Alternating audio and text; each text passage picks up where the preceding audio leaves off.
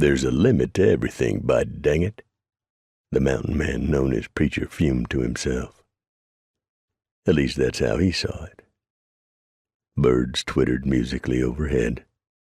A fat white-tailed deer bounded across the meadow in this lush, deep basin.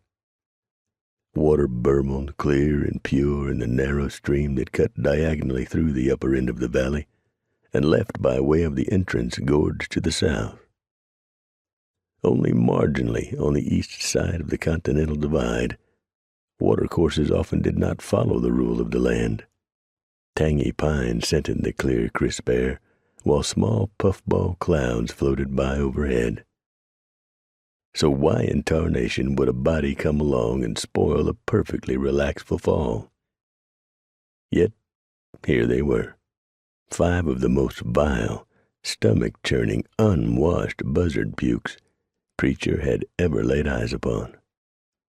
Worse, they looked to be fixing to ruin his peaceful laying up for winter by settling down in the self-same valley he had staked out for its high mountain walls to the north, east, and west.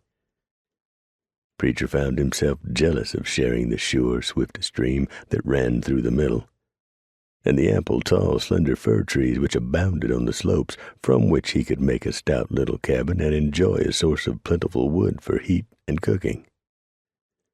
No, it wouldn't do. Not at all.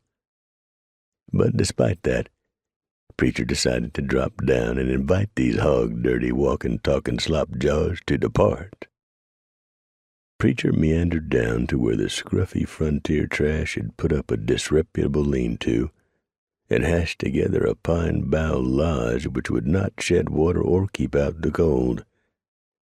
Stupid flatlanders, no doubt, he reasoned as he neared. Preacher halted a goodly distance from the men, who had to be bone stupid to have not noted his approach, and hollered up at the camp. "Hello, the camp." "Howdy, mister. Come on in and fetch up a cup of coffee." "Thankee. I'll come in right enough." Preacher came to within 3 long paces of the rude camp, then screwed a ground anchor and tied his horse to it. Preacher entered the camp, his posture one of complete dominance. This was his valley, by damn. One of the unshaven quintet studied their visitor with open curiosity. Only a bit over what passed for average height in these days, the man had an air of power about him. From his broad shoulders and thick chest to his narrow waist, he radiated strength.